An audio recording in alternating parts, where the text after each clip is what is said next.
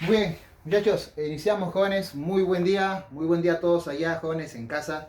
Muchachos, la clase para el día de hoy corresponde justamente al tema de materia, sería el primer tema de la química inorgánica.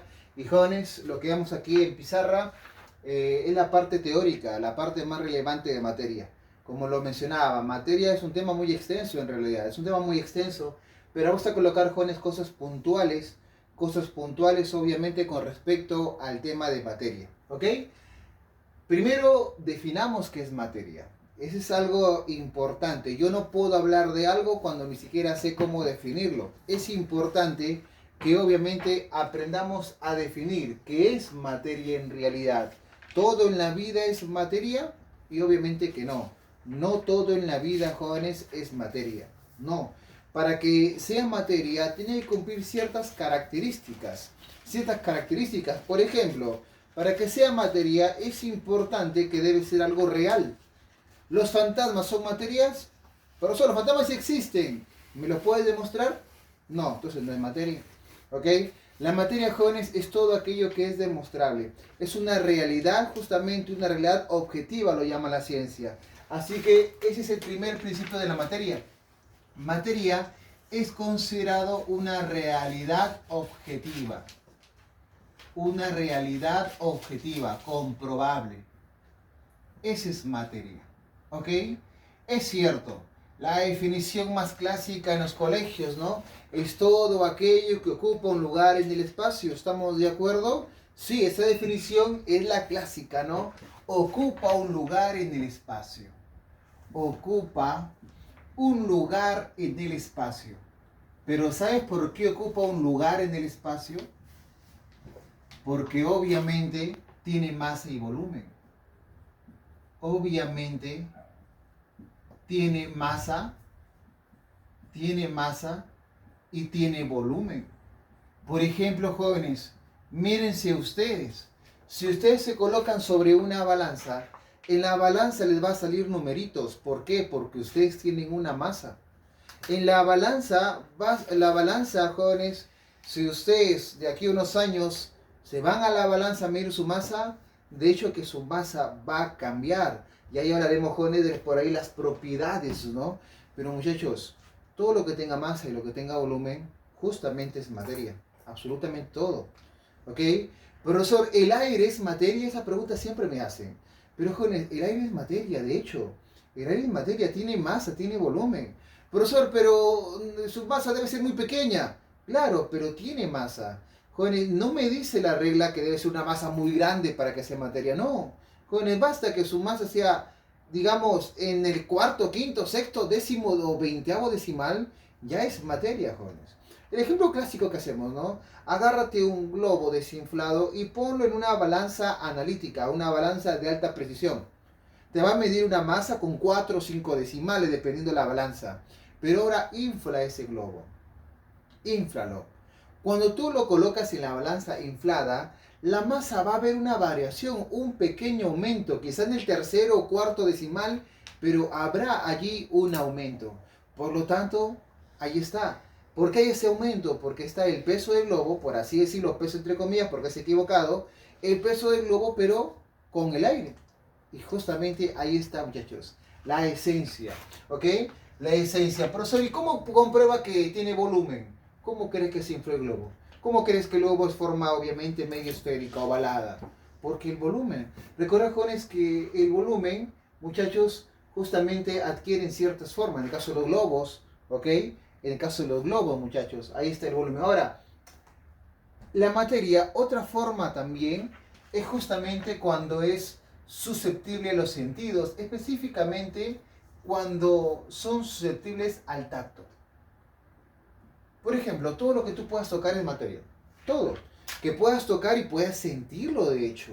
Jóvenes, si yo toco este plumón, de alguna forma compruebo que esto es materia. Si toco la pizarra, está fría la pizarra, compruebo que es materia. Si yo toco un celular, compruebo que es materia. Todo lo que yo puedo tocar es materia. Absolutamente todo, jóvenes. ¿Ok? Así que eso hay que tener muy en cuenta. Me preguntaban, profesor, ¿y la sombra será materia? Toca la sombra. Porque estoy tocando la sombra. ¿Sientes la sombra? No, no se siente. Pero siento el piso, pero no está sintiendo la sombra. Por lo tanto, la sombra no es una materia, muchachos. ¿Ok? Así que para que sea materia, tiene que cumplir estos requisitos, por así decirlo. Y otros más, de hecho, ¿no? Pero la materia, jóvenes, ha sido tema de investigación desde mucho tiempo, desde cuando hablaban con el átomo, desde el siglo V a.C. con la teoría de Leucipo Demócrito, cuando hablaban de esa palabrita llamado átomo, cuando se creía que el átomo es la partícula más pequeña, por eso que le colocaron ese nombre. Pero jóvenes, hoy por hoy, con la teoría de la continuidad de Aristóteles, sabemos, jóvenes, que eso ya ha cambiado, ya ha cambiado. El átomo, científicamente hablando, no es la partícula más pequeña, ¿ok? No es la partícula más pequeña. Pero ¿de dónde se origina todo? Todo se origina, jóvenes, de un cuerpo. La materia es un cuerpo. ¿Ok? Ahí lo tenemos, jóvenes. Ese es el cuerpo. Imaginemos yo, muchachos. Imaginemos yo soy el cuerpo. Yo tengo un cuerpo. ¿Ok? Por eso yo soy materia, porque tengo un cuerpo. Soy corpuscular. Ahora, ¿qué sucede, jóvenes? Sucede, muchachos, que alguien, jóvenes, agarra un sable y me corta por pedacitos. Si me corta por pedacitos, jóvenes, ¿en qué me cortó? Me cortó obviamente en partículas. Me cortó en partículas. ¿Listos? Esa forma o esa transformación o qué medio utilizó, lo llamamos, jóvenes, medio mecánico. Medio mecánico. ¿Listo? Las partículas pueden hacerse más pequeños. Imagínate, mi brazo está cortado, ¿se puede hacer más pequeño? Claro. Se puede hacer más pequeño. ¿Ok? A eso le llamamos un medio físico. Pero la partícula se transforma ¿a qué? A molécula. Pero la molécula es tan pequeña que quizá con una tijera o con un sable ya no se podría cortar más. Para ello hacemos uso de otros medios, digamos, más potentes y obviamente más peligrosos, ¿no? Hablamos de los medios químicos, donde la molécula ya no sería simplemente una molécula, ahora sería un átomo. Esto, jóvenes, se creía que era la partícula más pequeña. Se creía que era la partícula más pequeña. Pero hoy sabemos que el átomo se puede dividir a lo que nosotros llamamos partículas subatómicas. Acuérdate de eso. Las partículas subatómicas, protones, neutrones, electrones, entre las más importantes. Pero para lograr esto, hablamos de un medio o un mecanismo nuclear, muchachos.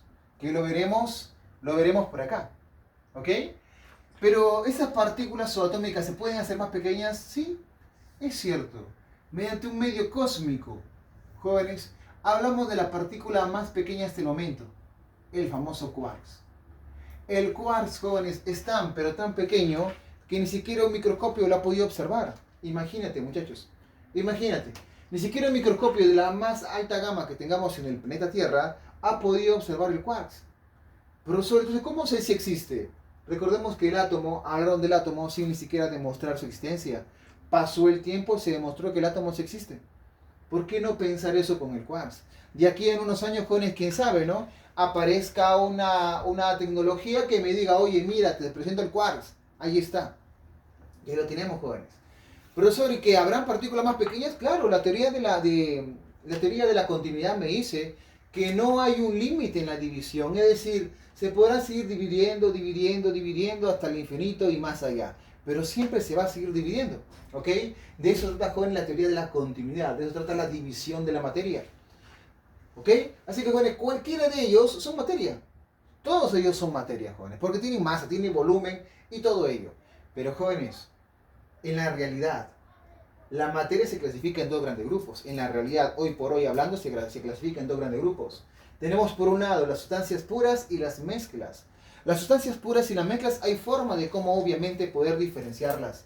Las sustancias puras, por ejemplo, para yo poder diferenciarlas, una de las formas, quizá no sea del todo correcta, pero una de las formas, jóvenes, es que las sustancias puras, ellas tienen una fórmula química definida. Una fórmula química definida. O sea que ya está establecida, jóvenes. Ya está establecida. Que si tú le agregas algo, le quitas esa definición y ya dejaría de ser una sustancia pura. ¿Ok? Muchachos, Así que todo lo que pasa por tu cabeza ahorita, profesor, el oxígeno, sustancia pura porque tiene fórmula química, claro. Todo lo que pase por tu cabeza que tenga fórmula química es una sustancia pura. La fórmula del agua, por ejemplo. El agua H2O, profesor, sustancia pura porque me estás diciendo su fórmula química. Jóvenes, ¿cuál es la fórmula química de la pizarra? Profe, no lo sé. No lo sabe porque no tiene. Y si no tiene fórmula química definida, entonces sería una mezcla. Las mezclas, jóvenes, una de las características o una de las formas para poder diferenciarla si es o no es, muchachos, las mezclas no tienen o carece, no tienen una fórmula química definida. Una fórmula química definida, no tiene. ¿Listo? Eso hay que tener muy en claro, muchachos, muy en claro. Ahora, hay uno que a todo, es cierto, hay por ahí jóvenes sus cositas, ¿no? Que van a querer diferenciarlas. Las sustancias puras, jóvenes, se dividen en dos. Sustancia simple o sustancia elemental, o también se puede las compuestas o complejas, como algunos libros lo llaman. Jóvenes, ambas tienen fórmula química porque ambas son sustancias puras. O sea, ambas tienen fórmula química porque ambas tienen fórmula química definida. Pero ¿qué los diferencia? En que las fórmulas simples o elementales están formados por un mismo elemento. Están formados por un mismo elemento.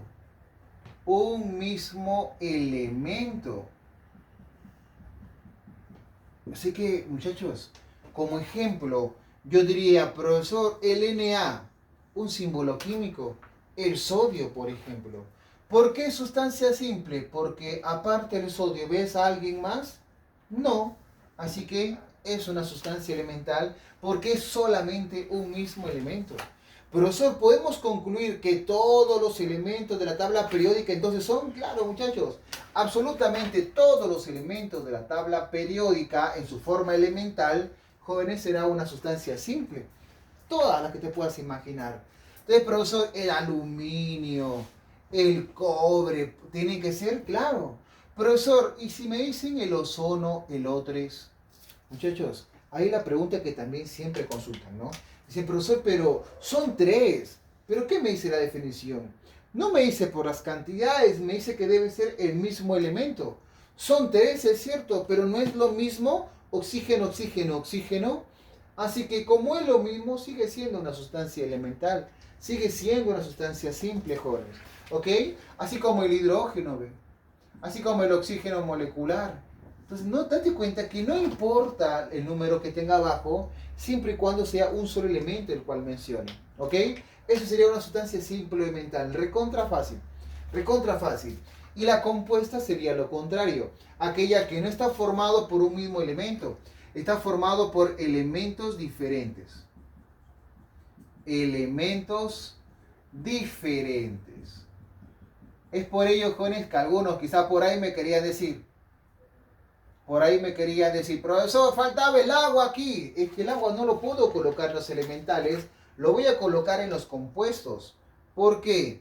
Porque obviamente, fíjate, que el agua sí tiene fórmula química, ¿lo ves? Sí tiene fórmula química. Entonces, como su fórmula química sí tiene, es una sustancia pura. ¿Pero por qué compuesta? Porque está formado por dos elementos diferentes. En cambio, para que sea elemental tiene que ser un mismo elemento, mejor dicho.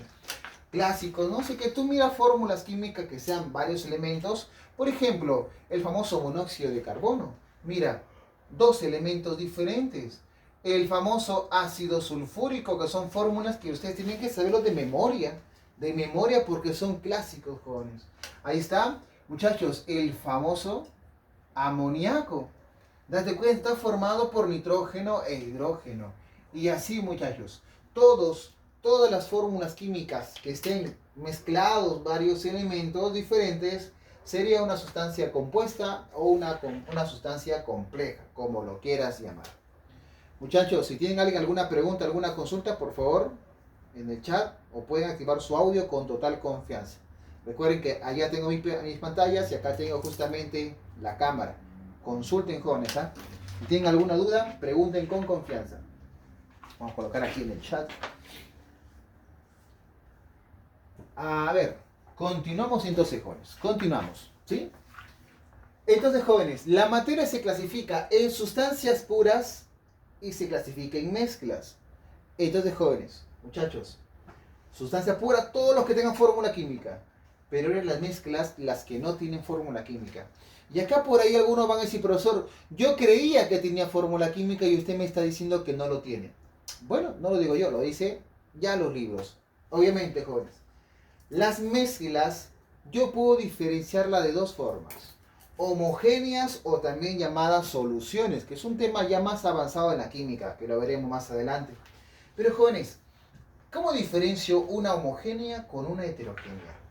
Jóvenes, las homogéneas son aquellas que cuando dos compuestos, dos sustancias entran en contacto con la intención de unirse y al unirse forman uno solo, si al unirse forman uno solo, es decir, forman una fase, entonces significa que son homogéneas. Si al unirse forman uno solo, entonces es una homogénea. Esa es una homogénea, muchachos. ¿Ok? Por eso, ¿qué pasaría entonces si lo ponen en contacto, por ejemplo, profesor, las piedras con arena? Lo pongo en una olla, lo muevo y profesor, la piedra y la arena nunca se unieron. Si no se unieron, jóvenes, eso es una mezcla heterogénea. Y no se unen porque obviamente están formando, y lo puedes comprobar, porque están formando varias fases. Que pueden ser 2, 3, pero jóvenes, esa es la mezcla heterogénea. El ejemplo clásico de heterogénea es el agua con el aceite. Agarra agua y aceite en un vasito, en tu casa que estás en casa ahorita, agarra agua y aceite, coloca en un vaso y muévelo. Fíjate que nunca se van a unir, nunca van a formar uno solo. No pueden formar uno solo. Esa es una mezcla heterogénea. Las homogéneas, al contrario, son aquellas que sí forman uno solo, muchachos. Sí forman uno solo. Uno de los ejemplos clásicos, muchachos, son todos los gases que te puedas imaginar. Todos los gases que te puedas imaginar. Toditos. Profe, ¿por qué? Demuéstrenlo, muchachos. Nosotros ahorita a nuestro alrededor tenemos aire. El aire es un gas. Y ese gas está formado ¿por qué? Por oxígeno, por nitrógeno, por hidrógeno, por metano. Está formado, jóvenes, por un montón de sustancias. Pero dime, ¿puedes señalarme quién es el oxígeno, quién es el hidrógeno y todos ellos? No. ¿Por qué no puedo diferenciar quién es quién? Porque ya formaron una sola fase, jóvenes. Ya formaron una sola fase. Entonces, jóvenes, una homogénea es aquella que cuando forma una sola fase, yo ya no puedo distinguir al ojo quién es quién. Es cierto, la teoría me dice, jóvenes, que para que sea homogénea no se puede distinguir al ojo ni en un microscopio. Las mezclas homogéneas son aquellas, muchachos, que tienen medidas menores al 0,1 milímetro. Aquellas que tienen ese tamaño de partículas menores, eso ya son homogéneas. Ya son homogéneas. Otro ejemplo de homogéneas que siempre se van a mezclar son las aleaciones. ¿Pero qué son aleaciones? Muchachos, para que tu papá se pueda comprar un reloj, nunca compró un reloj de oro ni un reloj de plata, porque sería muy caro. Para eso, ¿qué hizo? Mezclaron varios metales en su estado líquido, de hecho, mezclaron varios metales y salió un reloj. Le dieron la forma y salió un reloj. Esa es una aleación. La aleación, jóvenes, es una mezcla de metales. A ver, diferénciame dónde está el cobre, diferénciame dónde está el fierro en el reloj. No se puede, porque ya formaron uno solo. Esos, jóvenes, son mezclas homogéneas. ¿Correcto? Homogéneas. Las aleaciones, el amalgama también, muchachos. El amalgama, otro tipo de mezcla de metal. Amalgama, etcétera, etcétera. ¿Correcto? En cambio, muchachos, las heterogéneas, ten mucho cuidado. Hay algunas que son muy fáciles de reconocer, como por ejemplo las emulsiones. Una emulsión, jóvenes, son aquellas que al ojo te das cuenta que es heterogénea. Al ojo. Pero ¿y cómo así? El agua y el aceite. Si tú agarras agua y agarras aceite, por más que tú los mezcles, si agarras agua y aceite, fíjate, puedes mirar, decirme al ojo quién es el agua y quién es el aceite. Sí, pero solo el agua está bajito, el aceite arriba, al ojo, sin necesidad de usar el microscopio. Pero hay algunos que parecen homogéneas, jóvenes, pero no son homogéneas. Eso lo conocemos como los coloides. Los coloides, jóvenes, son aquellos que parecen homogéneos. Parecen homogéneos, pero obviamente, repito, no lo son. Profe, un ejemplo, la mayonesa. Si tú ves la mayonesa, jóvenes, ¿la mayonesa es una mezcla o no? Claro. ¿Por qué es una mezcla? Porque no tiene fórmula química. Pero ¿cómo lo hicieron? Con huevo, con aceite y con limón también tengo entendido y con otras cositas más. Pero a ver, señálame, agarra mayonesa en un vaso. Señálame dónde está el limón. Señálame dónde está, digamos, el huevo. No se puede o no. El proceso es homogénea.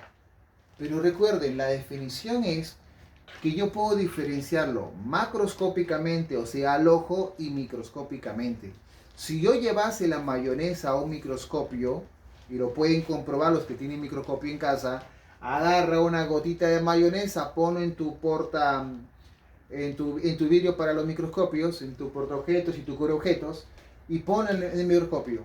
Y te vas a dar cuenta, de jóvenes, cómo van a estar las globitos o las bolitas, como lo quieras llamar, de aceite flotando, rondando por ahí en toda la muestra de mayonesa. ¿Por qué?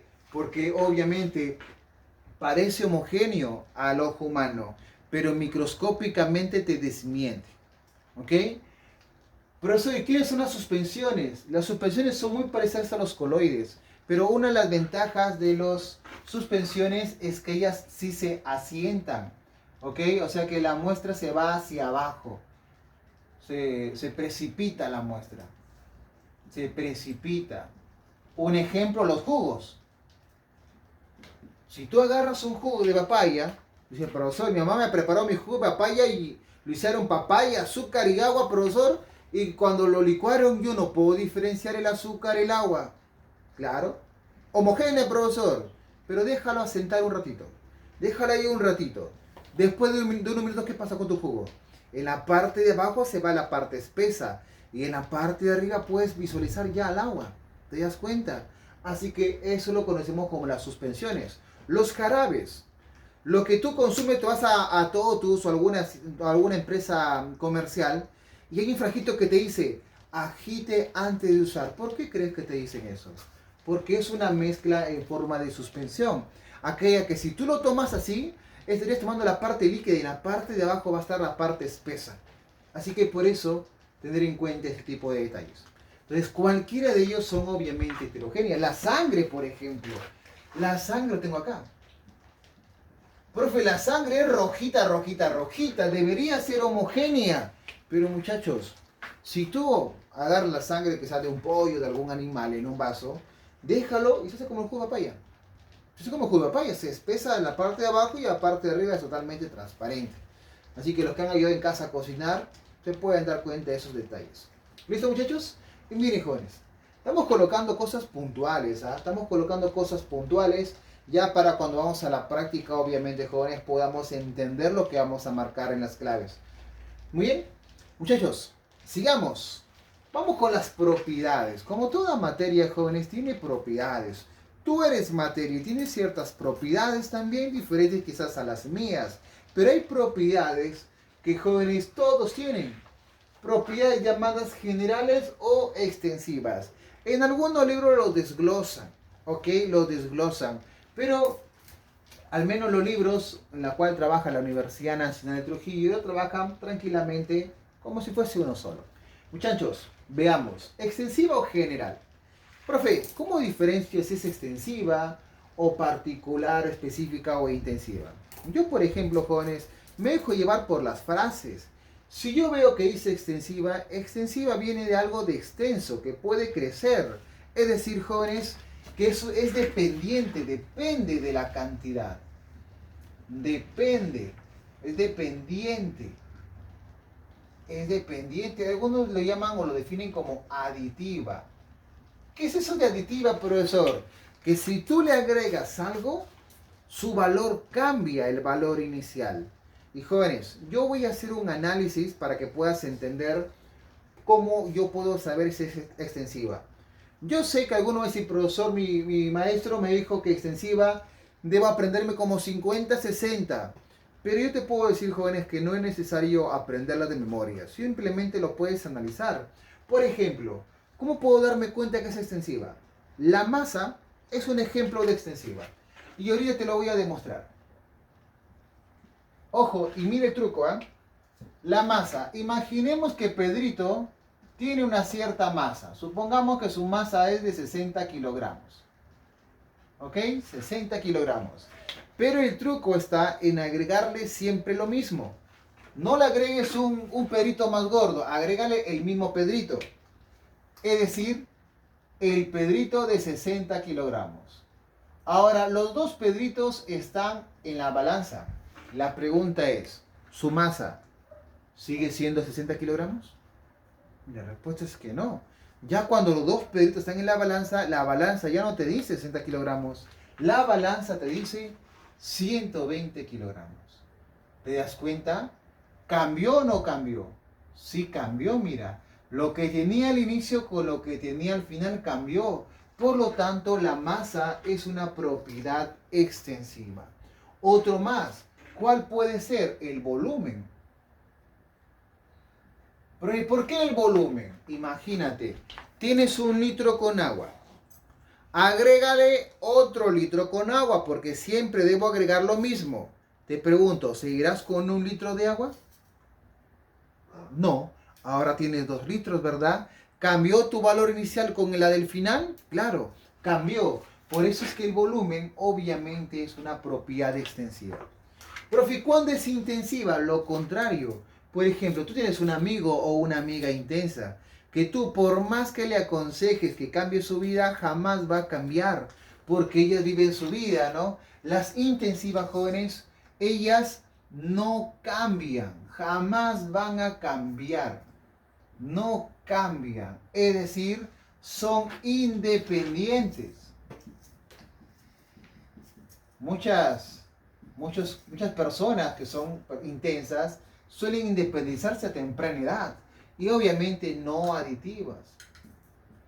Eso significa, no aditiva significa que obviamente no va a cambiar. Por ejemplo, la temperatura. Por ejemplo, la temperatura. Haz la misma técnica. Haz la misma técnica. Por ejemplo, en lo que refiere a temperatura. Supongamos que tienes agua a 90 grados Celsius. Tienes ahí tu vasito con agua a 90 grados Celsius. Pero el truco ¿cuál es? Agrégale lo mismo. Agrégale la misma agua, o mejor dicho, agrégale agua a 90 grados Celsius. La pregunta es, ¿la temperatura ahora será 180? Obviamente que no. Si yo tengo agua de 90 grados Celsius y le agrego otra agua caliente a la misma temperatura, su temperatura no va a cambiar. Su temperatura seguirá siendo 90 grados Celsius. ¿Te das cuenta de eso? Profesor, ¿y si le agrego un agua fría, si cambia? Claro, estoy de acuerdo, pero como repito, el truco es agregar siempre lo mismo. Siempre lo mismo. Otro ejemplo de particular es el color. El color, por ejemplo, tu pared, píntalo de blanco. Ahora, profesor, le voy a agregar más blanco. Te pregunto, ¿será más blanco la pared? No, sigue siendo igual de blanco. Sigue siendo igual de blanco. Así que, por lo tanto, el color no va a cambiar. Si una pared negra lo pinto de negro, lo agrego más negro, sigue siendo negro. No se cambia a blanco ni a celeste. Sigue siendo negro, muchachos. Así que, por lo tanto, esa es la diferencia entre una propiedad extensiva y una propiedad particular. ¿Sí, muchachos? ¿Ok? Chequen los jóvenes, chequen la teoría, jóvenes. Consulten, pregunten en caso tengan alguna duda. Estamos colocando información puntual, muchachos. Puntual. Para que obviamente puedas tranquilamente entender o entender obviamente las clases que algunos hagan en sus colegios o en su academia o en la universidad, sea el caso. Porque a veces te vas sin base a una institución y obviamente estás volando, ¿no? Pero con esto obviamente ya puedes entender mejor a tu profesor. No es la teoría más completa del mundo, pero estoy colocando lo justo y lo necesario. ¿Listos? Vamos a la siguiente, jóvenes. Transformación. Muchachos, la materia se puede transformar. Mírate tú. Tú eres materia. Cuando eras bebito, ¿te acuerdas? Eras bien bonito. ¿Y ahora qué pasó? Eres materia, muchachos. Has cambiado. Ahora tienes bigote, tienes cabello más largo, ahora ya usas lentes. Porque de alguna forma, jóvenes, somos una representación de la materia. Pero, ¿de qué tipo de transformaciones hemos tenido, profesor? Tengo 4 tipos de transformaciones o cambios, como lo quiera llamar tu libro, tu profesor. Jóvenes, las transformaciones físicas, muchachos, las transformaciones físicas son aquellas que mantienen su identidad, mantienen su identidad. Hay señoritas, hoy por hoy la generación que veo, que se fijan mucho, obviamente, de la parte interna, ¿ok? Más no de la parte externa. He visto señoritas muy simpáticas, señoritas muy simpáticas, perdón, con sus novios totalmente feos. Pero, profesor, ¿por qué pasa eso? Porque ellos obviamente o ellas se fijan en la identidad, no se fijan en el físico. No se fijan en el físico. ¿Ok? Profesor, ¿y el físico, la transformación física, en qué consiste? Consiste, muchachos, técnicamente hablando, cuando tú tienes algo, ponte un cubo de hielo, el ejemplo clásico. Tienes un cubo de hielo, muchachos. El cubo de hielo lo sacas de la congeladora, lo pones en un tapercito. ¿Qué pasa con ese cubo de hielo? Se transforma a líquido, agua. Ahora, profesor, ¿y esa agua puedo volver a transformar los cubos de hielo? Sí, jóvenes. Sí se puede regresar a formar hielo nuevamente. ¿Por qué? Porque no cambió su identidad. Sigue siendo agua al fin y al cabo, jóvenes. Solamente cambió su estado. O sea que internamente es lo mismo. Cambió su aspecto físico, por eso viene el nombre. Cambió su aspecto físico. Antes era un cuadradito, cubito bien bonito. Ahora es algo laminoso, ahí chorreado en un tupper. Pero, jóvenes, puede regresar a su estado inicial. Y cuando puede regresar a su estado inicial, a esos jóvenes lo llamamos nosotros, obviamente, reversible. Es decir, que puede regresar a lo que era antes. ¿Ok? Ejemplos. Ejemplos. Por ejemplo, muchachos, y ojo, por ahí alguien me dirá, profe, hay transformación mecánica. Eso en la física lo separan. En la química lo tomamos dentro.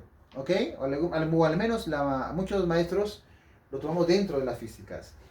Romper un papel, me dicen. Pero si yo rompo un papel, no puedo regresar a que sea el papel de antes. Es que la transformación, me dice esto, mira, mantiene su identidad. Tú tienes un papel, lo rompes el papel. Te pregunto, ¿esos 2 pedacitos dejaron de ser papel? Siguen siendo papel. Es decir, su identidad obviamente no ha cambiado. Así que eso en realidad es una transformación mecánica, pero lo estamos considerando dentro de las físicas. ¿Ok? La ruptura de un sólido, ¿no? De un sólido. Y jóvenes, ¿te acuerdan de los cambios de estado de la materia? De sólido a líquido, la fusión, la sublimación, la condensación, la solidificación. Esos, jóvenes, son ejemplos de transformaciones físicas. ¿Ok? Los estados físicos de la materia. Tenemos por ahí la condensación, la fusión, etcétera, etcétera, etcétera. Esa es la física, jóvenes. Pero ya sabemos, en el físico, jóvenes, solamente hay un cambio por fuera, pero internamente mantiene su identidad. En cambio, la química no sucede eso con la química. La química no mantiene su identidad. Profesor, ¿y si no mantiene, qué problema hay? Bueno, es que si no mantiene su identidad, significa entonces que ya no puede regresar a lo que era antes. A eso lo llamamos obviamente irreversible. irreversible. Por ejemplo, jóvenes, quemas algo. No sé, peleaste con tu enamorado, tu enamorada, quemaste los peluches de tu enamorado y tu enamorada. Ese peluche bonito, todo hermoso, se ha transformado en una masa de cenizas. ¿Esas cenizas pueden regresar a ser peluche? No, no pueden. No pueden regresar a ser peluche. Por lo tanto, eso lo consideramos que es irreversible. Otra definición de transformaciones químicas o reacciones químicas, también algunos lo llaman, son aquellas que generan un nuevo producto también, ¿no? Porque lo que era peluche ahora es una ceniza, es algo totalmente diferente. Jóvenes, otro ejemplo, todo lo que tenga que ver con el ser vivo siempre va a ser químico. Una de ellas, por ejemplo, la digestión. Una de ellas, la digestión. Dirás, profesor, yo me comí de ayer en la noche un pollito a la brasa. Fue todo bonito, todo rico y está en mi estómago. Pero ya han pasado ya ha pasado bastante tiempo y profesor quiero volver a comer ese pollo. ¿Puedo? No se puede. No, profesor, lo boto para volver a comerlo. Pero ya no va a ser el mismo pollo. ¿Por qué? Porque ya ha perdido su identidad. Porque ese pollo ya no puede regresar a lo que era antes, muchachos. Así que eso, la edad, por ejemplo. La edad. ¿Quién de nosotros no quisiera volver a ser niño? Todos quisiéramos volver a ser niños, pero no podemos. No podemos, no, profesor, se va a hacer cirugía, pero ¿qué? Eso es un cambio físico nada más, pero internamente tu identidad ya no es la misma. Ya no es la misma. ¿Ok? La oxidación de un clavito. La oxidación, la neutralización, la reducción. Esas son transformaciones químicas.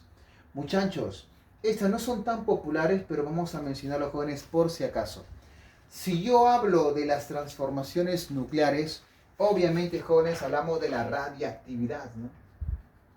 Radiactividad.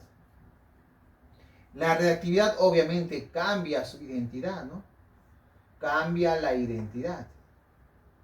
Recordar, jóvenes, muchachos, muchachas, recordar que las transformaciones nucleares se dan por emisiones de obviamente jóvenes alfas, betas, gamas, siendo las más importantes, las más conocidas, descubiertas por el señor Rutherford, que son obviamente emisoras del uranio, que es un elemento radiactivo, que le encontramos en muchos elementos radiactivos como el radio y el polonio también.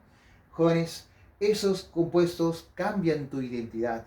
Se sabe que la radiación, las altas exposiciones a la radiación, pueden mutar genéticamente el organismo y producir una célula cancerígena, hoy por hoy una enfermedad muy común en nuestro planeta, ¿no? Así que, muchachos, cuando tú veas radiactividad, es porque obviamente cambia la identidad de la materia. Y un ejemplo de transformación nuclear es cuando tú veas, jóvenes, emisiones. Ya ha pasado, ¿ah? Emisiones alfa, beta, gamma, etcétera, etcétera. Ha pasado que te vienen varias reacciones y te preguntan cuál de las siguientes reacciones es una reacción nuclear. Y para saber si es nuclear, solamente miro en qué reacción química aparece uno de ellos. Alfa, beta, gamma, aparece también neutrón, protón, electrón, positrón. Existen varios tipos de emisiones. ¿Ok? Si yo veo en una reacción eso, bacán, ya está entonces. Eso, jóvenes, es una transformación nuclear. Pero terminemos con el alotrópico. Porque, ¿qué es el alotrópico? Alotropía, muchachos. La alotropía se le considera justamente aquella que visualmente, muchachos, no es lo mismo. O sea, tú lo miras y dices, profesor, esto no es lo mismo, pero representan o tienen una estructura muy idéntica. Es decir, entonces, alotrópica tienen la misma estructura o está formado por lo mismo,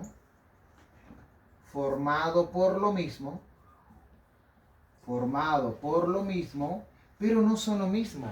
Por ejemplo, el ejemplo clásico, jóvenes, el grafito y el diamante.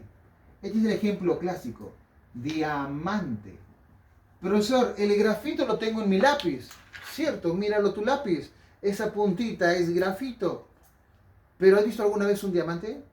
En película quizá. Y jóvenes, míralo, se parecen, no se parecen nada.